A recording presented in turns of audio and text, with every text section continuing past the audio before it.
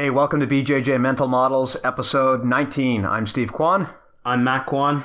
BJJ Mental Models is your guide to a conceptual and intelligent BJJ approach. Hope you enjoyed the guard series that we just wrapped up last week. This week, we're going to be talking about something that's timely for Matt, injuries and setbacks. Yep, I'm no stranger to injuries and setbacks, and currently going through a knee issue right now that's been plaguing me for the last year, so it'd be good to discuss it. So what happened? I think honestly, well, the long and short of it is I have a meniscus issue. So for those of you that don't know or aren't familiar with knee injuries, you could, some of the more severe knee injuries are going to be rupturing your ligaments like ACL, MCL, different ligaments inside your knee, which are much more severe than a torn meniscus, which is what I have. Meniscus is just the cartilage in between your bones in your knee. And from what I'm told by most people who have had the procedure done, it's a pretty low risk, non-intrusive, quick recovery injury to the knee. So basically there's a rip or a fold in the meniscus, and then they go in and they clean it out. It's called a meniscusoptomy, I believe it's called. Could be wrong. Basically just trim it up. And then I'm told that in 2 weeks, I should be able to start my drilling and whatnot. And then 4 to 6 weeks, I should pretty much have a complete recovery. Last year around June, I was doing the CBJJF provincials, and I won gold in the 180 pound absolute, or 180 pound all levels division. And then I did gi after. And I got injured in that match and basically had to take about a month off. It was a really bad injury where my knee was locking up, and I couldn't even open it for the x-ray. It was pretty much locked at a 90-degree angle for about a week until it started loosening up and getting better. And then I toyed with the idea of not getting a procedure done, just because everyone I was talking to was telling me, oh, well, if you get a meniscus scope, then, it's like ripping pages out of a book. And you kind of lose, over time you could lose longevity with your knee. So I was kind of torn for a while, but it did keep re-injuring it or, re-aggravating in practice. It would be totally fine. And then I would maybe overwork it or something, and I would feel it tweak again, and it would be locked out. And, it was just a really aggravating thing. I'm sure this is really common for most athletes, and maybe even some people listening right now that are, have some knee issues. It's a very common injury amongst athletes. So finally went through with it, got an MRI, and just 3 days ago got the meniscus scoped out. So yeah, I'm hoping that it'll be a quicker recovery. And it's amazing how well you're moving around, considering that you just had this done. Your foot is pretty swollen at the moment, but other than that, you're walking around pretty normal. I'm sure you're not doing full sparring, but you seem to be in pretty good condition. Yeah, today was actually the first day where even without talking to my surgeon, I figured I should probably start moving it around, because I didn't want to just have no activity whatsoever. I can't get dirty or wet or soak it or anything until I see him 2 weeks after the surgery, but I figure I could let it breathe a little bit and move around and start strengthening it. And I was able to do one-legged squats on it today with pretty minimal pain. So, I think it's going to be a quick turnaround, and hopefully it'll sort of help me get back in there to the competitive level that I want. Although I do notice that now my other knee has gone through a recent pop, and I feel like, as we get older, ever since I reached 30, I basically started getting knee issues. And, in jiu-jitsu, we tend to just work around these things. But this time, I think the main focus that I'm going to do moving forward is going to be incorporating a strength and prehab / physio portion to my training, just ongoing. So to make sure that my knees and my hips and everything is sort of aligned and the strength training is there. That's what I need to do to probably maintain an active competitor, or an active jiu-jitsu career moving forward. I've tweaked my knee several times. I've never had a serious knee injury, but for me, knee injuries are a scary thing. You hear so many horror stories of what can happen if you get a knee injury, how long it can take to rehab. You may never get back to where you were. So for me, whenever I've had an issue with my knee, I've immediately taken corrective action, usually going to physio, getting a routine there, and laying off the knee and taking some time off the mat mats if I need to, or depending on the severity, if it's not too bad, at least trying to minimize the intensity with which I'm rolling, or maybe eliminating rolling and just focusing on techniques.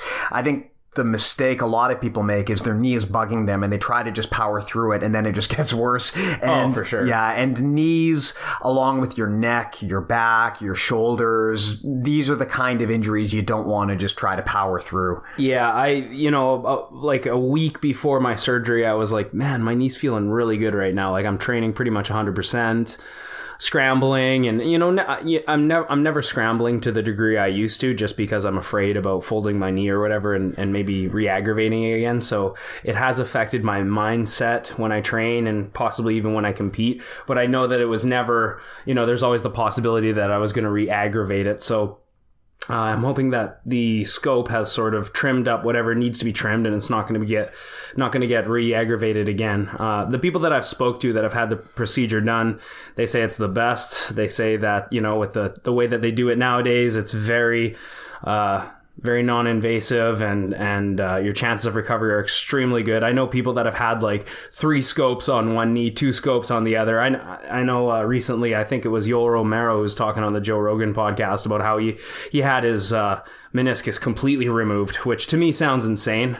It sounds like a lot of bone grinding on bone. Well, to me, Yoel Romero sounds insane. I guess when you're juiced to the gills, it's you probably tend to survive a lot of injuries that other people can, but it's just kind of how it is, especially with a sport like Jiu-Jitsu where we're basically doing leg spaghetti, and it's using levers and manipulating legs in weird fashions. I think the actual originally injury happened probably when I was a purple belt. I can remember I was training at a gym, and I was playing spider guard, and I guess the guy that I was sparring against I don't know if he lost his footing, but he fell forward and my leg folded and it popped. And ever since then, I've sort of noticed that there's somewhat of an issue with that knee, right? So, these things, they can go on to last for a long time, but I'm hoping that with the proper rest and the proper steps moving forward, I can sort of get back to that place where I'm feeling like I'm 20 again. The thing about injuries is that they affect you physically and mentally. Physically, because in addition to the reduced function, when you have an injury, your body tries to compensate. You'll wind up relying more on other muscles that you wouldn't normally, and you start favoring the weakened joint, and that continues even after after your surgery. So a big part of physio is retraining your body to use that weakened joint. But there's also the mental factor too. Once you've injured a part of your body, you're a little bit gun shy to use that again. Definitely.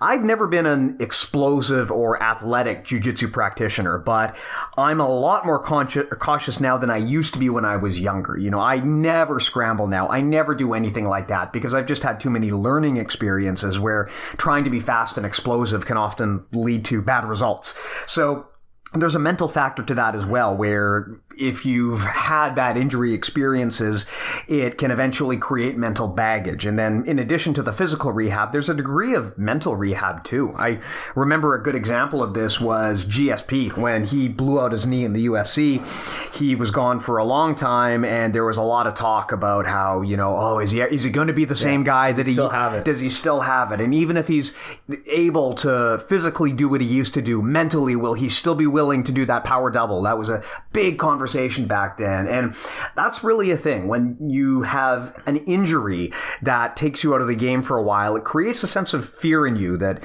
makes it harder to go back to the kind of throwing caution to the wind that you used to do before. Yeah, I mean, you're exactly right. I feel like when I'm in training, I'm actually, for the most part, training light, unless I'm preparing for a tournament or I'm sparring with a partner where I want to give them my best.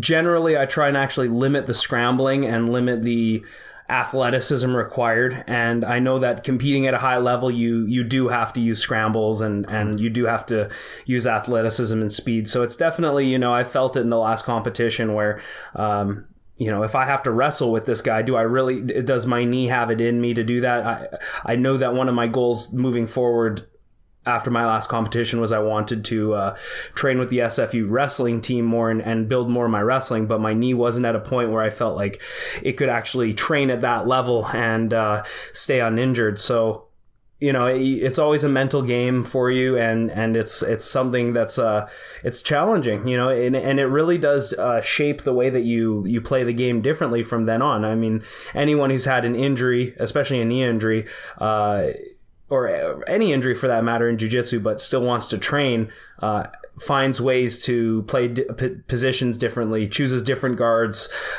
because it favors, you know, safety on the injury, and in ways it's good. In ways you can learn a lot about injury, a lot about positions that you maybe didn't consider before, or you learn different guards that you maybe didn't even play before. But like, for example, for me, I played a lot of butterfly guard and, you know, a lot of different elevation type hooks with my right leg and whatnot. But now I'm really playing a lot of half guard because it protects that knee, and, you know, so a lot of Lucas Leitch style guard, a lot of Jake McKenzie style half guards and deep half guards. So at the end, if you can view it as a positive experience, you can still gain from it. I know it's really hard to, you know, if you're going through an injury right now, it's tough because you want to just get back out there so bad, but you do have to remain patient, and you just have to look for ways to adapt and constantly still grow while part of you is kind of left behind healing.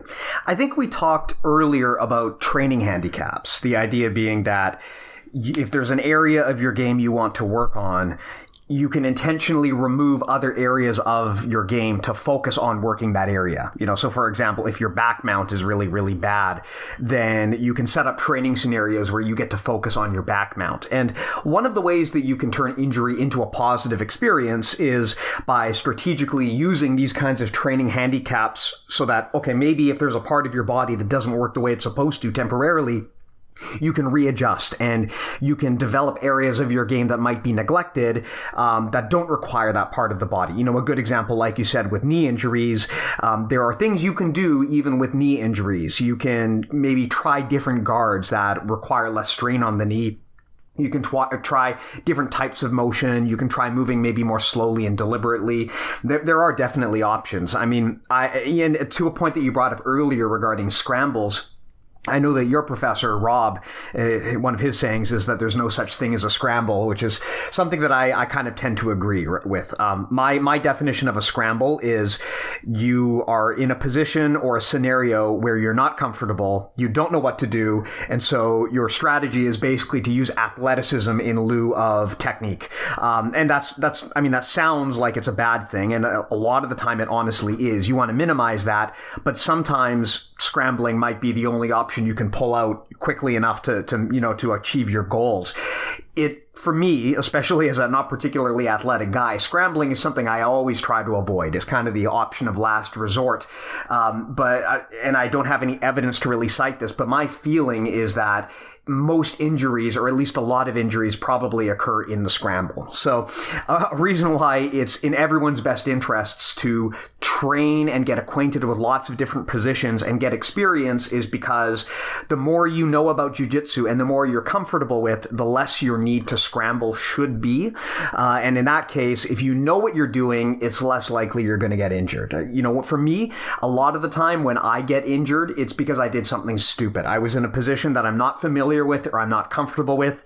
As a result, I took a stupid risk or I left a limb exposed and then something bad happens. So a big part, I think, of dealing with injury prevention is avoiding, like, learning enough to avoid the scramble. To me, at least, that's how I look at things. Mm-hmm. Yeah, I totally agree that, for me, scrambles really only occur when points are kind of on the line, and when you're a partner or opponent is at such a high level that you're maybe several sequences down the line and you have to scramble to try and, win the sequence for points or whatever, or maybe, get that submission or whatever. So I don't necessarily agree with Rob that there's no such thing as a scramble, but I know what he's trying to say because he's trying to teach proper lever control and conceptual basis for his approach. Not necessarily that a scramble doesn't exist. Anyone who watches a takedown art knows that scrambles do take place at a high level, and you kind of need to be able to rally back and forth if you're going to play the game. So, it's just one of those things. You talk about like injuries, how you usually get injured. I've always found that whenever I've gotten injured, especially through my earlier days, were mistakes of my own, like things that I did to myself. Not necessarily like someone armbarred me and I didn't tap, or someone snapped on a submission on me, but a lot of the time it's me trying to go for a move that isn't really there. Like I remember one time I had a guy in turtle and I was on top and I saw this cool turtle armbar that Renzo Gracie showed on YouTube. So without even trying the move, I would just, I isolated his arm and then I sort of tried to roll through, but I totally just shoulder spiked myself and probably minorly dislocated my shoulder. And I think that's where most of my injuries have happened, is of my own doing. And I find especially when I attempt a move that I've never spent time drilling or rehearsing before is definitely where I get injured the most. Yeah, injuries often come from undefined or unknown scenarios where you're not comfortable. Kind of tying back into the conversation about scrambling, a lot of the time, at least I find when I get injured, it's because I was in a situation that is just not a situation I'm fluent in.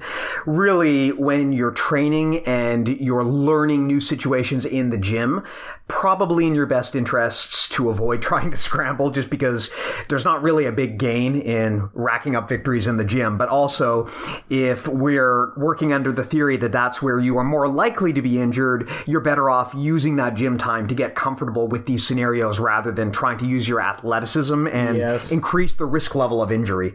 Yeah, scrambles kind of insinuate that you're using physical attributes, which is something that Professor Rob always sort of does. He talks it down on a general scale, but obviously if you're a high level competitor, you do need to be able to scramble and you do need to be able to be physical and athletic, because you're gonna come against opponents that have just as good of skill, if not better than you. So that's sort of in the gym, my whole philosophy is, for the most part, I encourage light rolling. And if you're new, I definitely specifically encourage light rolling because, if you turn it on your partner and they get upset that this new person is trying to kick their ass, you're going to get it just as bad. And B, you're going to be focusing on physical attributes as opposed to, concepts such as levers and layers of guard and all the good stuff that Rob's system has. So I always find that if you're new to the game and you're sort of wondering how you can avoid injuries or moving forward, what's a safe way to train, because we all got to go to work in the morning, all that stuff, definitely focus on things that you can do slow and perfect. Because if you can't do, as they say, if you can't do things slow, then you're not going to be able to do things fast. And it's important to remember that you've got to have the right mindset for the job at hand. When you're in the gym, your goal is to learn. And when you're trying to learn, you shouldn't be focused on winning. And by that, I mean, you should be avoiding situations where you're letting your athleticism dictate what happens. You can greatly reduce the risk of injury if you're more intelligent with the time that you spend in the gym. What you do in competition requires a different mindset, and that's kind of a more all or nothing scenario. But when you're in the gym, you're better off, at least I think, focused on avoiding the scramble, avoiding dangerous situations, and like you said, going slower and more deliberate, and trying to absorb knowledge rather than trying to win the match. And then with what you drill into yourself, then you can adopt a different mindset in competition, and that's when you can really use that athleticism to your advantage. Yeah, in the gym, pretty much every time I roll, whether it's a guest or one of my students, I basically allow them to set the pace, and that's going to tell me, okay, do they want to go hard this round? Do they want to, just play around? And I'll basically just kill them with kindness. And ideally, I should be able to defeat them without using, speed or strength. I'm just purely focusing on my lever mechanics and, breaking their alignment and whatnot. If I can do that without even, exerting tons of effort, then I feel like that's a good sign that my technique is good. And if your emphasis is always going to be put on technique and, form that serves function in jiu-jitsu, then I think you're always going to be on the right track for growth. You can always go to the gym and work on being more explosive, being more athletic, doing more different exercises. I think like when it's time to go to jiu-jitsu class, generally you're going to be focusing on your technique. So that's sort of and athleticism is something that decreases over time, whereas technique is something that increases over time. I mean, that said, when you're in your prime years and you're trying to win competitions, you want to use all the advantages you have, but over the long term, technique is an investment that doesn't depreciate, which is something that's nice about it. Yeah, and when I did hurt my knee at that competition, there was, for anyone out there who's kind of going through a rough patch right now, like it is, you're going to go through a lot of different emotions, especially if you're serious about jiu-jitsu and you love competing, or maybe you do it for a living, or maybe you're just you're on a great run, you're making all these great strides, and you're just having one of those awesome few months there, and then you get a setback like hurting your knee, or like I look at my knee injury and I think I'm actually pretty lucky, because there's so many worse injuries. I could have hurt my neck, I could have hurt my back, I could have hurt my hip, I could have torn a ligament, right? These are all way more, in my opinion, more serious injuries than a torn meniscus. So I would recommend that if you are going through an injury right now, try to research people that have gone through the same injury. Even Instagram is a great place. I went on Instagram and I just hashtagged, meniscus recovery, and boom, I had a bunch of videos of people that are going through the same thing. They're writing about it. They're showing the exercises they're doing, and they're saying, hey, this is a common thing, right? So I find that trying to find a community and reach out to people that have gone through certain injuries can be inspirational for you to move forward with recovery and not just get so bogged down, because I do know that the depression aspect of an injury can really take it out on an athlete, because they feel like they're missing training, they feel like they're falling behind, and that's a really important thing to address with your own self, and then make a plan moving forward how you're not going to let that happen. Even though I'm going to miss time training on the mats, I can still improve in other ways. I can do my physio exercises, I can spend this time to do more swimming and gymnastics type stuff, like on the ring. I can, mentally, I can study more. I can look at more material that maybe I wouldn't have had a chance to look at before. Maybe I can focus on my business. There's always going to be things that you can work on even though you're injured. And that's really important, is to be able to adapt, right? Just like we do in jiu-jitsu, we don't want to run right straight through an obstacle. We have to find a way to adapt to the obstacle and still make a positive out of something. So that was one of the things I did, was I sort of started doing some research and trying to read other stories of athletes that are going through the same thing that I'm going through. Yeah, when you have an injury or a setback, it can derail you, it can take you off course, but the way to really lose is to give up. And for a lot of people, when they get hit with an injury or a setback, they kind of pack it up and call it a day. And that's really unfortunate. An injury or a setback is a good opportunity to become more resilient, to think outside of the box and look for other ways to improve or adapt to the situation. That it can kind of actually be a growth opportunity. I mean, yeah, you might, maybe one door is closed, but that doesn't mean that other doors are closed as well. There are other opportunities for you. And I can tell you this, no matter how bad your injury is, if you stop training altogether, in most situations, that's the worst option. Now, that said, there are some injuries that are so dire that you probably do need to reconsider whether you're training. But in most cases, there is a path forward, and the worst thing that you can do is give up. That's right. And like a prime example in terms of knee injuries is, what recently has happened to Gordon Ryan, where he completely tore his ACL, and I don't know the extent of his injury, but I know he completely tore his ACL and had to get it replaced. And that's a big surgery. And usually it was considered before to be a career-ending injury. I think nowadays, so many people are bouncing back from ACL surgeries. I actually have a friend who tore his ACL years ago playing soccer, and he never got it fixed. And to this day, he trains hard without an ACL, which is insane to me, but he makes it work. But watching a guy like Gordon Ryan, who just had an ACL replacement, or to a lesser extent, two other guys that I'm pretty familiar with, PJ Barch and Oliver Taza, have both recently gone through ACL replacements. They're both right now, they're all rehabbing their knees, and you follow them on social media, and it's pretty inspirational, and it's helpful to just see that these other people are going through these struggles too, and it can really help motivate you to not just give give up and say, okay, well, I guess my jiu-jitsu career is over now. If you believe that it's over, it is over, you know. And if you believe that you're going to continue, then you're going to continue. So it's really just like we've spoken about previously in our mindset episode. It's all about mindset. It's all about how moving forward. What do you want out of this? Do you want to just fall behind, or do you want to continue growing? And in my case, because I have a school, I'm pretty much forced to continue growing. But you know, because I'm serious with jiu-jitsu, I wouldn't have it any other way.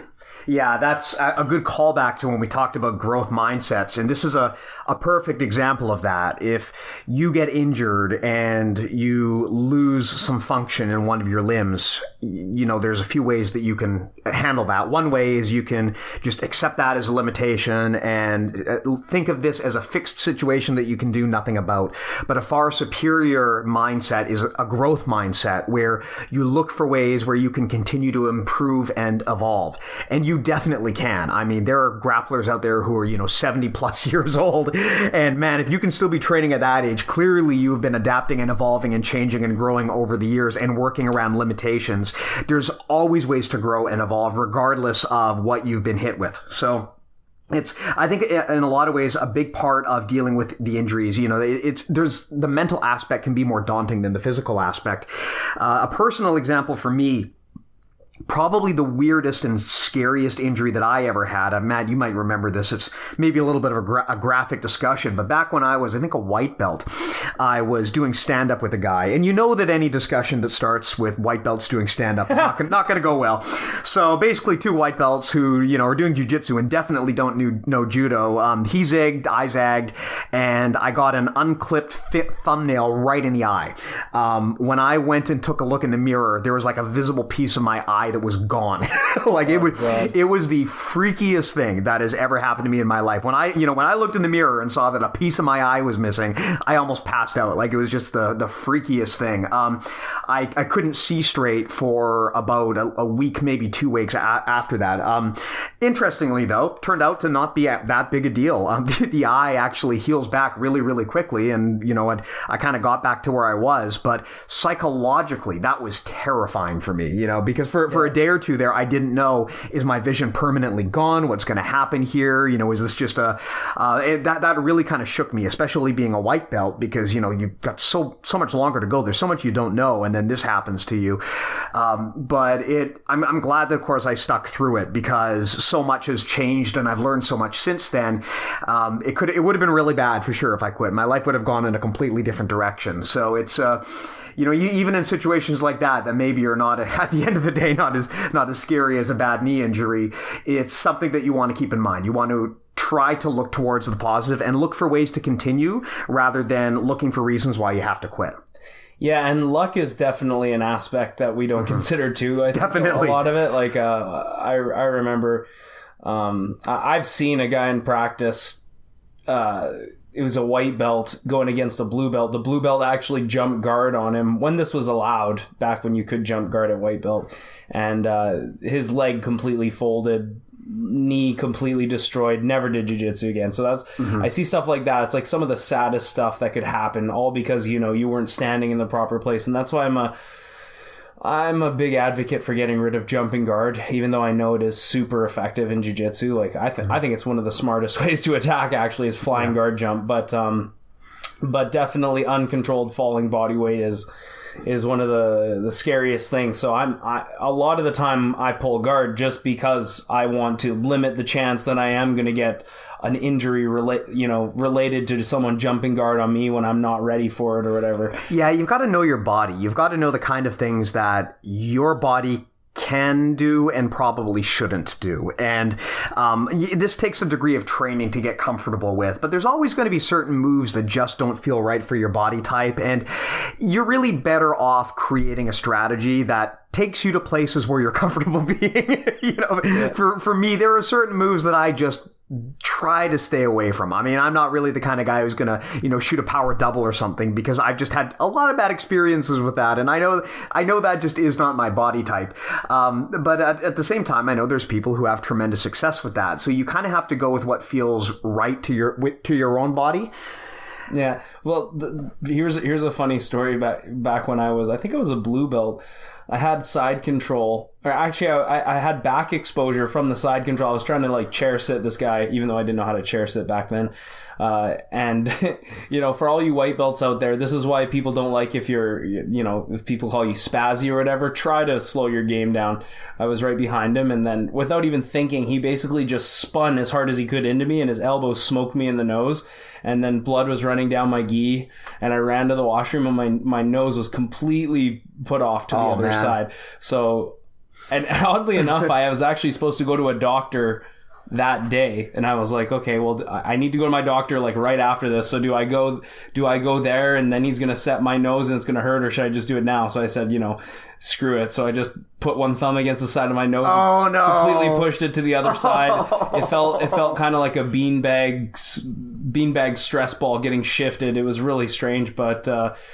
Yeah, things like that. That's why being spazzy is when you're new in jiu-jitsu and you're new to a training environment, a lot of people are going to judge you on certain things. They're going to judge you on hygiene. They're going to judge you on, are you outgoing, and they're going to judge you on your game being spazzy or controlled. And usually the beginners that display controlled, even though they might lack knowledge and lack certain awarenesses, if you're controlled and you move with thought and cerebral and have a cerebral approach, then you're probably going to garner more respect than if you come in and you're just, your aces are wild and you're just friggin' trying to have a showtime in there and light people up. You have no idea what you're doing. So yeah, that's why I think it's so important to start training jiu-jitsu from a conceptual point of view, as opposed to an athletic point of view, and really trying to implement, your strength and your speed over somebody who, could really take it to you if they wanted to. Yeah, the mindset required to learn is different from the mindset required to compete.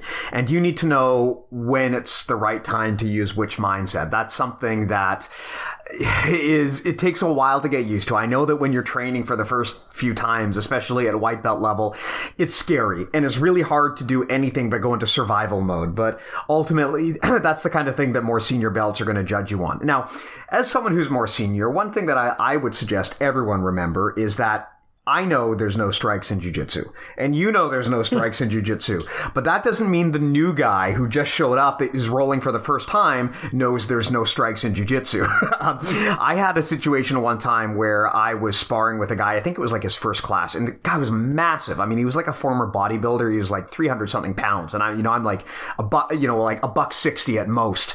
And I just grab onto this guy. I'm in guard. I put him in a cross choke, and not even thinking about it at all. Didn't occur to me, this guy's probably never been choked in his life. And there's a natural reaction to getting choked, and that is to freak the F out, which this guy did. He started flailing all over the place, and he just smoked me right in the face with his elbow, busted my face right open. And of course, he was very apologetic. He didn't do it on purpose, but he panicked, right? This was a completely new experience for him, and he was scared. So no harm, no foul. But I had a super important business meeting the next day, and I didn't want to walk into this thing with a bunch of people looking like a total a-hole with my face all busted up. So I remember my wife was out of town on a business meeting, and I had to call her up, and I was like, honey, I'm going to open up your makeup drawer, and I need you to explain to me how to fix this. So, as a result, I'm actually pretty decent at applying concealer if I need to now. But that's anyway, that long story short, the moral of the story is, I know you don't always do strikes in jiu-jitsu, but make sure you're protecting your face. Make sure you're protecting yourself. Just because your opponent isn't going to strike you under the rule set, that doesn't mean that someone else isn't going to. And if a move is technically sound, it should be a move where you can't actually get hurt.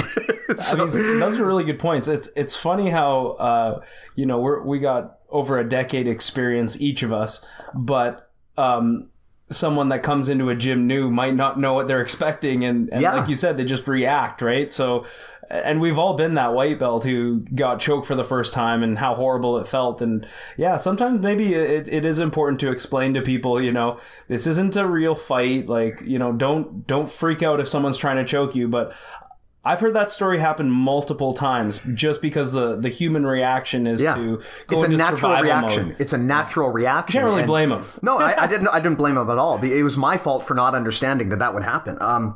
Because even if I tell you, hey, this is a simulated fight, this is what a carotid restraint is, even if I walk you through all of that, the first time I put you in a choke, if you've never felt that before, it's going to stimulate a biological response, right? Yeah.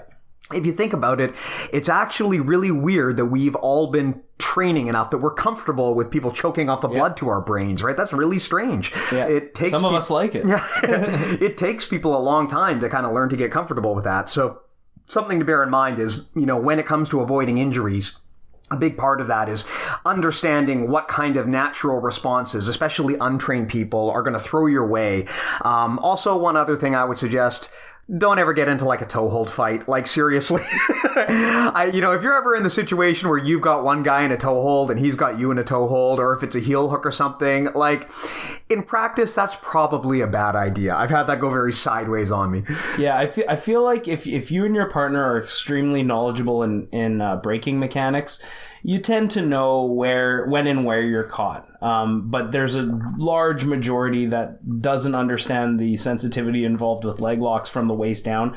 So like I tell my guys, if you get injured, that's your fault. If you injure your partner, that's your fault. Basically, just take ownership over everyone getting injured. Have we discussed extreme ownership? Yeah, we talked about extreme ownership in an earlier episode. Basically, and this is a good mentality to have too when you're talking about things like setbacks. Talking about anything, really. Yeah, if you want successful. Exactly. If you have a setback or a problem in life, if you want to fix it, the first thing you need to do is take ownership of it. You can't fix a problem if you don't think you're the person who has the power to fix it. So regardless of who caused it or what happened, you don't want a victim mindset. You want to take ownership of that problem. Even if it wasn't ultimately your responsibility or your fault, make it your responsibility. Yeah, even if especially if you're a higher rank and you injure someone who's a lower rank, generally you will be looked at as the person who should have shown more maturity and more control. But really, you should be taking ownership for your own injuries and for those of your training partners if you cause them. So getting into toe hold battles, I tend to, even though sometimes they can be cringeworthy, I don't discourage them necessarily. I just want people to look out for each other and know that it's mechanical based. It shouldn't be a gunfight where one person's going to win, the other person's going to break their leg, right? It's you're responsible for your partner, and if you feel like you're caught, you should tap, and you should tap early. In a competition, obviously there's people out there that will let things pop, and I totally understand that. People want to win, and some people are gifted physically, they have more flexible joints than others, so that's up to their discretion. But in the practice room, me as an instructor, as a training partner, especially as a businessman, I really can't have injuries happening all the time, especially when we train in leg locks so much. So safety and technique are the two main things that I try and push upon my students, and the third thing is going to be usually fun and learning. So that's sort of the hierarchy of things important in importance that I have in my classes. Safety and fun can come last as far as I'm concerned. That's funny. Shouldn't be fun. That's funny because for me as a casual, for me fun is first. That to me is the main thing I'm looking to get out of it. But it's an important example of how you've got to know your goals, right? You have to know why you're training, and that's I think a big part of training for the long term. Like really knowing why you're here and what you're looking to get out of it. And we should also discuss, because the episode is injuries and setbacks. So not all setbacks are going to be related to injuries that you might suffer. Setbacks can include things as, job opportunities, or, heaven forbid, spouses or girlfriends or children, wives or children are the big ones. Husbands, maybe for some of you. Yeah, children, the blue belt blues, right? Some people get a promotion and then they just hang it up.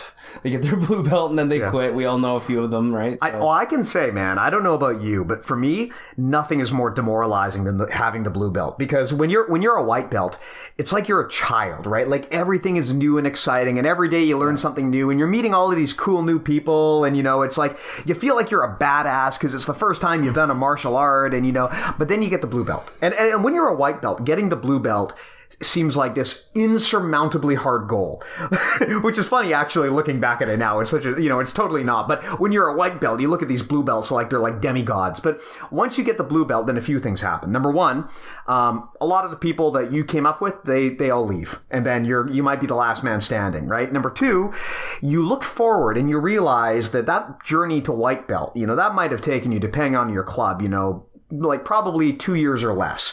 But then you look forward and you realize, man, for this blue belt, I'm probably going to be wearing this thing twice as long as the white belt. And then I got like 3 other belts after that. Yeah. And then you realize, okay, I've taken like the first step here, but I'm basically walking across a continent. Like this is a long journey, and that can be demoralizing. And absolutely. And then the other thing is when you're a blue belt, suddenly now the purple belts and the brown belts and the black belts are going to start paying attention to you. And so no longer are you just sparring with these junior guys who are new like you. Now you're getting your ass kicked on the regular. And for me, the blue belt, I've heard it referred to as like the quitter belt, but really it's kind of like that belt is a war of attrition, right? It is really hard to get past the blue belt. That for me was harder than almost any other belt, because at that point, like that's when the world kind of opens up to you and you realize how long this is going to be. And there's kind of a degree of depression there. And I think that's the reason why a lot of people, they get their blue belt and then they're like, I'm done. That's all I want. I can't go. I'm not going to go further than this. Yeah, absolutely. And you're definitely right about the upper ranks finally showing you a bit more respect and noticing you and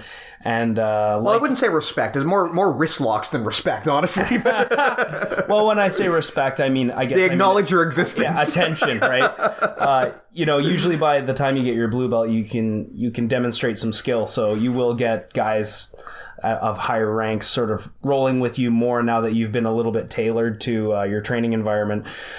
But it's definitely, I know what you mean. You realize like how far of a journey it really is. And I found by the time that I reached purple belt, I was almost done my purple belt, I realized how little belts actually mean and how time on the mat and not giving up actually means more.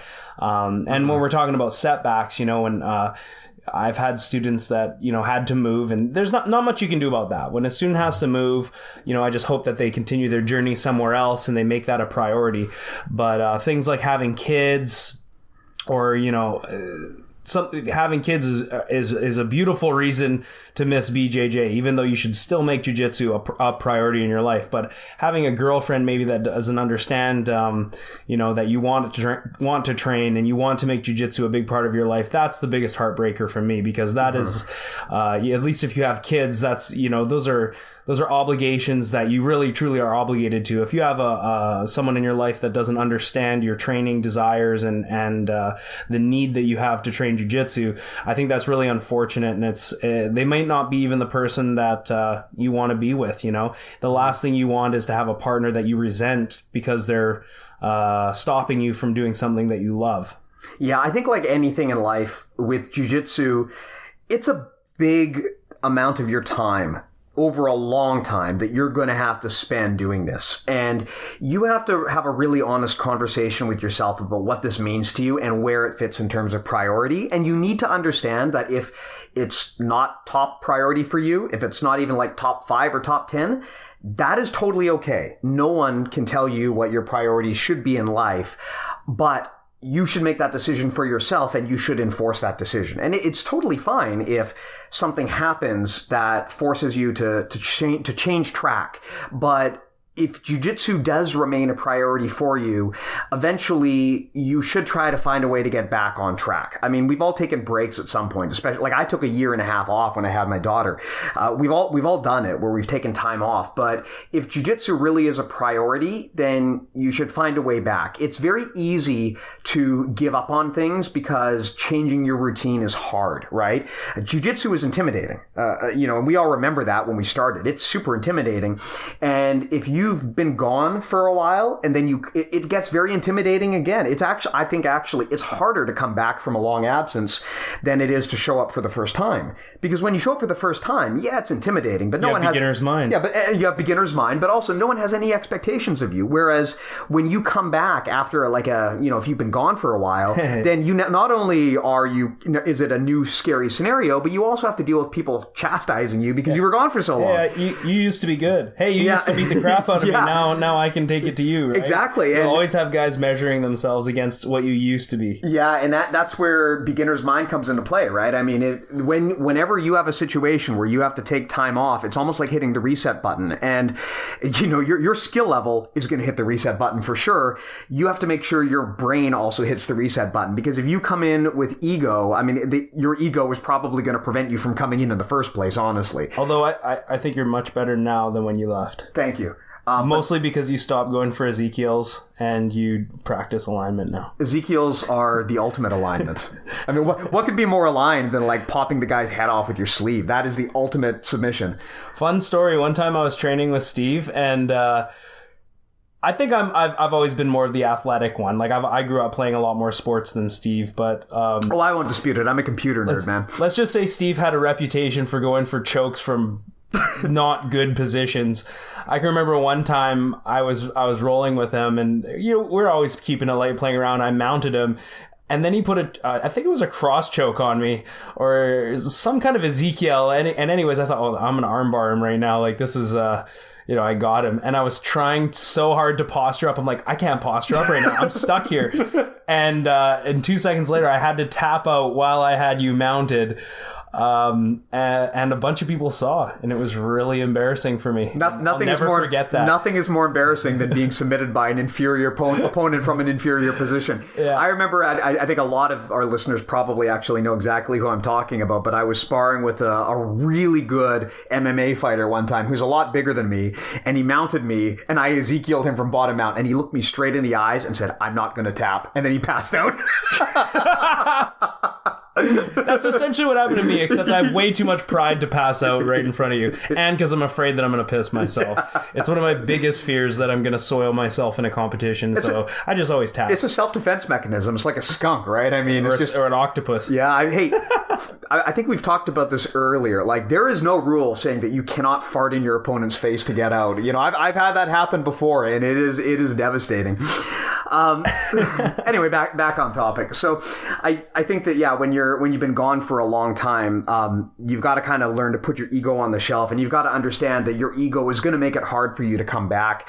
That's actually where I think I see a lot of people who probably should come back, probably wanted to come back, but just couldn't bring themselves to come back because they'd been gone for a while for whatever reason. And just, they knew that it was going to be embarrassing to come back because they'd been gone for so long. They were going to get, they were going to get ragged on. They were probably going to get beat up by everyone because they were rusty. That is kind of a tragedy when, people take time off, but then they're afraid to come back. So really, if you do ever find yourself in a situation where life happens, whether it be work, family, some other situation, and you have to take time off, understand that there's no shame in that. It happens to everybody, but also understand that it's going to be scary to come back, and you've got to conquer that fear, right? And you'll be stronger for that if you can conquer that fear. Yeah, and it's a marathon, not a sprint, right? Like yeah. Jiu-Jitsu, I remember when I was a white belt and a blue belt, I was so excited to get to the next class, get to the next stripe, learn the next move, beat that training partner that I had never beaten before. And the better you get, the more experience you gain. You realize, like, oh yeah, like I'm gonna have to do this for a long time if I want to do this for life, right? My goal was always to do it for life, and we're probably going to talk about longevity at another time. But I realized, hey, I actually have to slow it down a little bit because I can't just let my body deteriorate. If I keep training this hard or I keep doing wild stuff, then I'm going to be prone for injury. So you realize that it really is a marathon, and that it should be looked at in terms of longevity, not just, I got to get as fast as I can. I get as good as I can in this amount of time, It's all about balance, and it's all about listening to your body and training smart and training safe rather than necessarily training as hard as you can. I have students that, they get injured and they always showing up. And then I have other students that if they get injured, I won't see them for a month or 2 months. I used to be at the lower level when I first started. If I got injured, I couldn't even go to the gym because I would want to train so bad. So I would end up just not going to the gym for a month, and then I'd come back and everything would be good. Now I'm going through this injury, and I've gone through my share of injuries in the last year where I've had to take, a month off or a few weeks off or a week off. And because running a gym is my job now, I'm basically forced to go to the gym. And you adapt in different ways. Like you can watch more, you can be more present, and you can do more. You're basically watching from a bird's eye view. You're watching people rolling, and you're asking yourself, second by second, you're asking yourself, what decisions would I make if I was in this situation?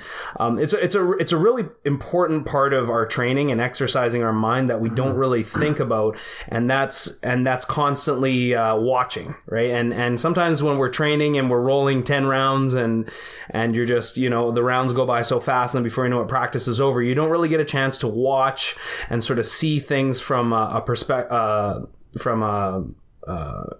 like an objective standpoint, a third-party standpoint. Yeah, from a spectator point of view. You want, and being injured sometimes gives you that vision where you can now look at things in a way that you wouldn't before. You can look at jiu-jitsu in different ways. And for me, I'm noticing that it's really helping me as a coach, because I can give that feedback to guys that I maybe I wouldn't have time to if I was rolling, focusing on my own training in that moment. I might not be able to be such a good coach to certain people. So, you got to look at positives, and if an injury is just a negative to you, it's one big negative, you're probably going to be in for a miserable recovery and a miserable reintegration back to jiu-jitsu. Yeah, we talked about this prior, where when you are the most senior guy in the room, the best thing that you can do to make yourself better is to make your training partners better, because if you raise the level in the room, that will ultimately make you better. Now, while you are physically injured, you might not be able to train physically the way that you used to, but you can definitely use that opportunity to raise the level of the room. And if you can do that, then when you are ready to return, those people are going to help you grow a lot faster than you would have otherwise. Another thing that you can do too, you talked about the importance of using your mind if your body is not available. Technique visualization or meditative drilling or any type of visualization or thought activity as well. You can train quite effectively using those as alternatives. There's no substitute to actually training live, but stopping to think things through and to really get comfortable with ideas and maybe really kind of visualize how a new guard would work or something that you're not really acquainted with. That can actually be surprisingly effective when you're not able to physically train.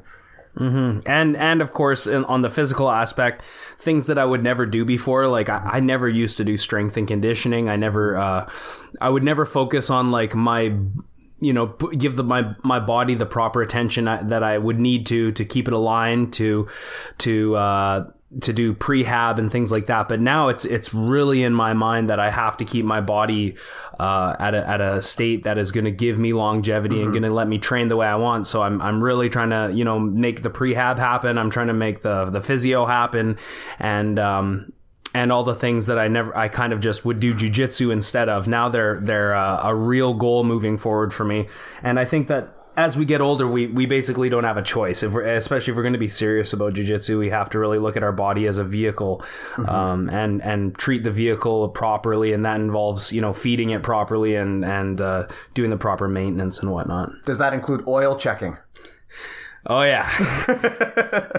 I saw a really funny meme today. It was a Danaher thing, and it was on BJJ Fanatics, and someone had photoshopped him in an ashigarami, and it looked like he was oil checking a dude, and he said, "Enter the digestive system." It was really brilliant. I explained to my coworkers who don't grapple that this is a thing that we think about quite a lot, and they've never really looked at me the same since. So anyway, good conversation. Just to wrap up some of the highlights of what we talked today in terms of how all of this ties into mental models. We talked about training handicaps. So when one of your limbs is not working as it normally would, you can handicap your game and focus on other areas that you normally wouldn't. Over the long term, this can benefit you because while you're injured, you're learning new techniques and strategies that you might not have previously looked into. We talked about the growth mindset as opposed to the fixed fixed mindset, which is important when you're dealing with injuries, because from a fixed mindset, you feel like you've lost something. But from a growth mindset, you look at this as an opportunity to expand and adapt in different areas.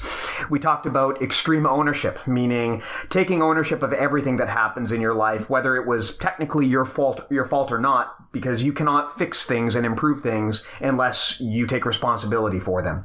And this will just make you successful in life if you take ownership for everything, and your peers and your employers are going to respect you far more. So yeah, interestingly, as we talk about a lot of this stuff, a lot of this is mental, and these principles are really universal. You know, extreme ownership is actually cited from Jocko Willink and Leif Babin, and they were not, despite the fact that they trained Jiu-Jitsu, they were not talking about Jiu-Jitsu when they cited these. You know, they were talking about experience from the military that they've applied to the business world.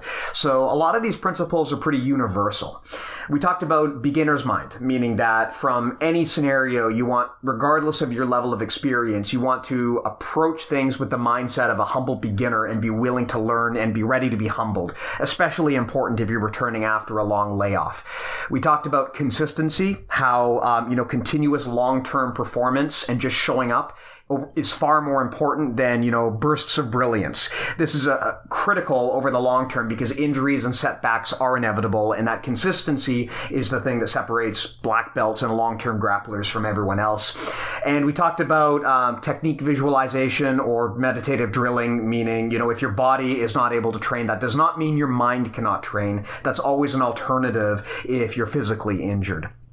Matt, a question that came up that I thought would be good to talk about. Shoot. So we were asked to talk about the approach that a grappler should take regarding the different grappler arts. So particularly what they were talking about is, there's a whole bunch of different grappling arts. There's judo, BJJ, wrestling, sambo, many others. We've talked in the past about, the BJJ specific approach to grappling.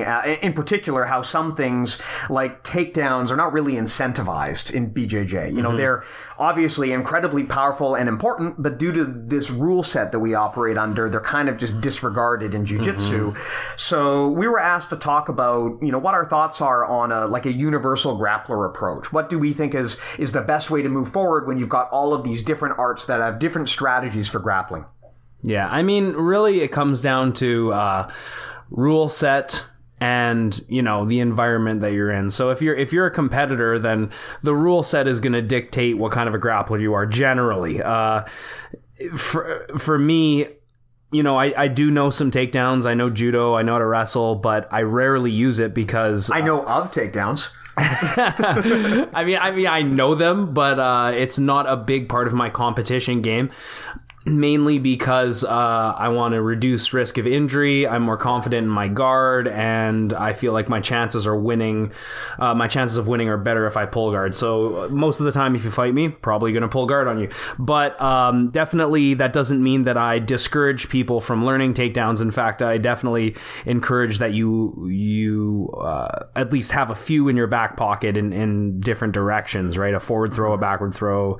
You know how to do a double leg. You know how to do a single leg, these basic things, because in my club, we kind of try to foster a complete grappling style, even though my style, I tend to pull guard and I like leg locks and I like to play open guard and half guard. I have my own specific game. I want students to be able to come in and if they take a liking to a particular style, whether it's a judo style or a leg locking style, I want them to be able to become the grappler that they want to be, and I want them to just have all the tools available to them. So I think you need to know at least a few different takedowns, but at the end of the day, you're going to gravitate towards the game that you find is going to be most successful for you. And if longevity is a goal for you, probably the most consistently successful for you and the safest.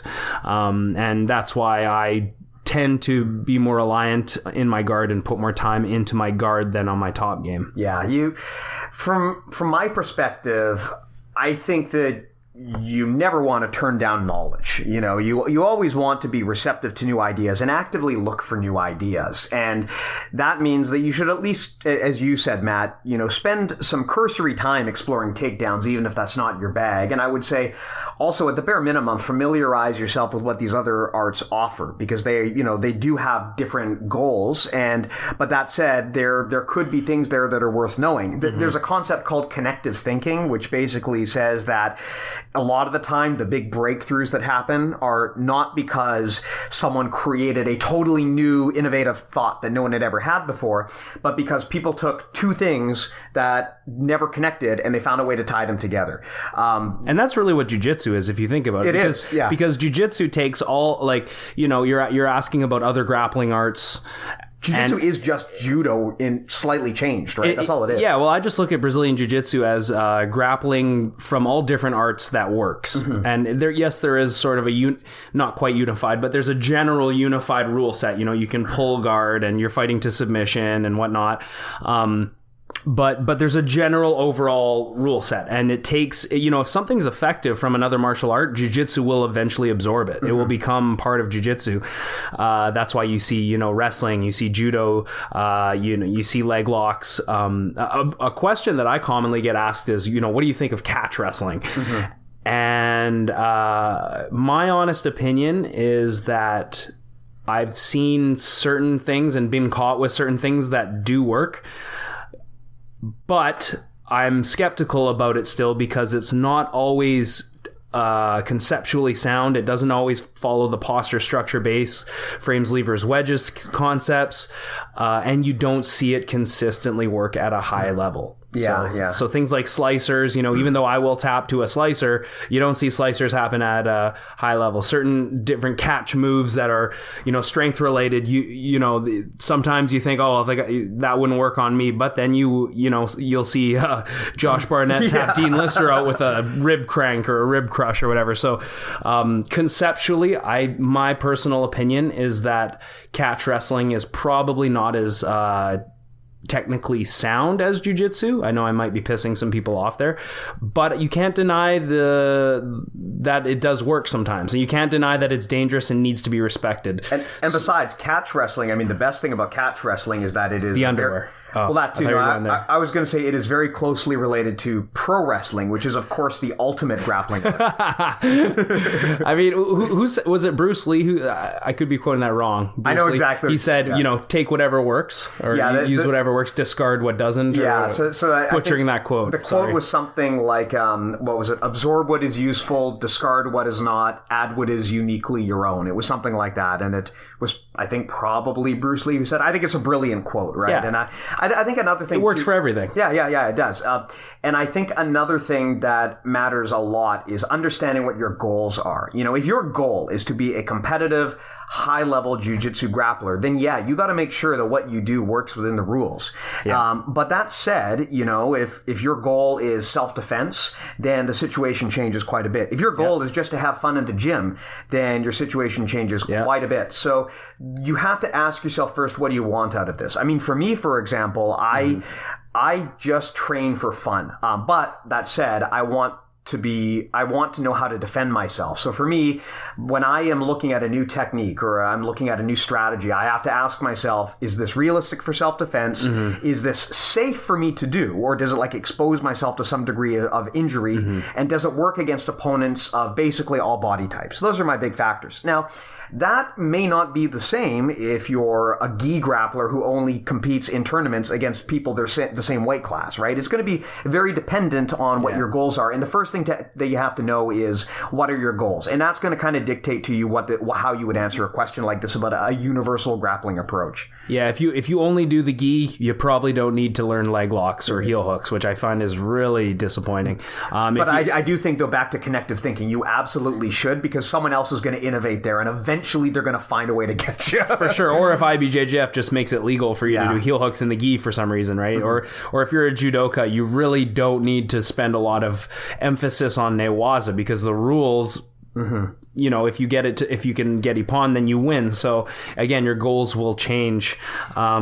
When I'm thinking about if I see something cool in like a catch wrestling video, which unfortunately doesn't happen too often, where I'm like, okay, that's something that I'll actually absorb into my game. Basically, I ask myself, I love what you said about will this work on people of most body types, and I just ask myself, is it technically sound? Do I have posture structure base? Do I deny my opponent of posture structure base? Where's the lever? Where what mechanisms am I using to immobilize his body? I basically just use the alignment concepts and reverse engineer it, and I use it as a filter to ask myself, is this legit or not? And if there's if I'm doing a move that totally sacrifices my own base, boom, a red flag goes up in my head, and I'm like, well, I'm sacrificing my base, so technically this might not be the most high percentage move. It might work on some guys. I could totally see it's a dice roll. Yeah, but at the highest level, can I rely upon this? If the chances are that I can't rely upon it at a high level, probably not going to invest a lot of time into perfecting that technique. So, like we've, if you listen to us for a while now, that alignment and concepts are kind of what dictates what goes into my game. Yeah, for me, I kind of take it and I add a few more restrictions as well.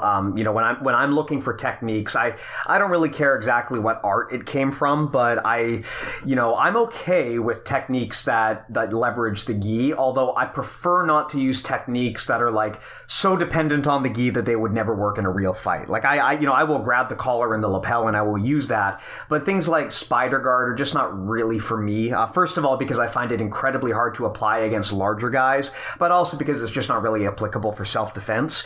Another thing that I've kind of added... Boo! Yeah, I know. It's wrong. Another thing that I've kind of added is, and again, this is not a right or wrong thing, this is just my personal preference.